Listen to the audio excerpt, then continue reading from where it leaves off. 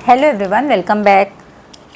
आज BTC first semester में second paper है शिक्षण अधिगम का सिद्धांत, जिसके अंतर्गत सूक्ष्म शिक्षण पढ़ाएंगे। तो अक्सर आप देखे होंगे कि अगर क्लास चलता है तो कितने मिनट का चलता है? 45 मिनट। सबको पता है कि एक क्लास 45 मिनट का चलता है। कालांश लिखा भी है, अगर आप लोग ध्यान नहीं दिए होंगे तो देखिएगा बोर्ड पे कहीं साइड में कालांश लिखा होता है कि वो कितने मिनट का है। तो अधिकतर 45 मिनट का ही होता है। 45 मिनट में शिक्षक क्या करता है, आता है और जितना उसको पढ़ाना है, जो पढ़ाना है, जैसे समझाना है, उस पूरा 45 मिनट में बच्चों को समझाता है। संख्या बच्चों की कितनी होती है एक क्लास में? 35 से 45 तक एक क्लास में बच्चों की संख्या होती है। ध्यान नहीं दिए तो ध्यान दीजिएगा, संख्या इसकी कम या ज़्यादा हो सकती है। हम ऐसे ही आपको अनुमानतः बता रहे हैं, इतनी संख्या होती है, इतना टाइम होता है जिसमें अध्यापक अपनी चीज़ों को रखता है या समझाता है। तो फिर ये सूक्ष्म शिक्षण, ये नॉर्मल शिक्षण का हम बता रहे हैं, तो फिर ये सूक्ष्म शिक्षण क्या है और इसकी ज़रूरत शिक्षा में क्यों पड़ी? तो सूक्ष्म नाम से ही लग रहा है कि छोटा, तो छोटे समय में बालक को पढ़ाना, टाइम कम, निश्चित है जब टाइम कम तो बच्चों की संख्या भी कम। तो जब ये 45 मिनट है और जबकि सूक्ष्म शिक्षण में कितना टाइम? 5 से 10 मिनट। बच्चों की संख्या इसमें 35 से 45, इसमें 5 से 10 बच्चों की संख्या, यानी इसमें बच्चों की संख्या भी कम है और समय भी कम है।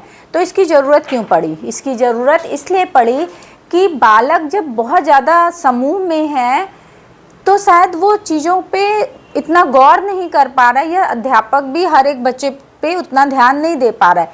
सूक्ष्म शिक्षण में कम समय में केवल एक किसी खास टॉपिक को बच्चों को कम टाइम में समझाना होता है। उसके लिए स्पेशल प्रशिक्षण प्राप्त शिक्षकों की ज़रूरत पड़ती है जो बच्चों को समझाता है।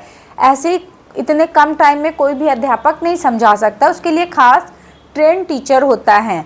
तो पहले देख लेते हैं इसके जन्मदाता कौन है। तो सूक्ष्म शिक्षण के जन्मदाता D.W. एलन हैं। इनका पूरा नाम अक्सर ये पूछता है, इसीलिए जो भी हमको लग रहा है कि क्वेश्चन पूछ सकता है वो सब इसमें इंक्लूड करने की कोशिश की है। D.W. एलन का पूरा नाम क्या है? ड्वाइट विलियम एलन इनका पूरा नाम है। सूक्ष्म शिक्षण का विकास कहाँ हुआ था? अमेरिका के स्टैनफोर्ड विश्वविद्यालय में इसका विकास हुआ था। इंडिया में नहीं हुआ था, वहाँ से ही इंडिया में आया है, लेकिन इंडिया में भी बहुत इसका यूज नहीं हो रहा है, कम हो रहा है। सूक्ष्म शिक्षण देख लेते हैं क्या? लघु कक्षा, एक छोटा सा कमरा, बहुत बड़ा हॉल नहीं होगा, छोटी सी कक्षा होगी। लघु पाठ्य अवधि, कम टाइम होगा, 5 से 10 मिनट बताए हैं। लघु पाठ्य सामग्री से, कम पाठ्य सामग्री का इस्तेमाल करके शिक्षण कार्य को करना। इसमें एक और क्या चीज़ होती है, बच्चों को समझाया तो जाता है, उसके साथ साथ टीचर और बच्चों का व्यवहार में भी परिवर्तन लाया जाता है। क्योंकि जो दूरी आ जाती है शिक्षक और छात्र, अगर बहुत ज़्यादा दूर है तो शायद शिक्षक अपनी बात उसको नहीं समझा पाएगा, छात्र को, छात्र शिक्षक की बात नहीं समझ पाता।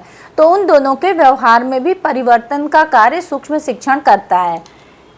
परिभाषा ले लेते हैं तो इन्हीं की लेते हैं। D.W. एलन की सूक्ष्म शिक्षण सरलीकृत शिक्षण प्रक्रिया है जो छोटे आकार की कक्षा में कम समय में पूर्ण होती है। बस एक लाइन में समझ लीजिए, सूक्ष्म शिक्षण क्या है?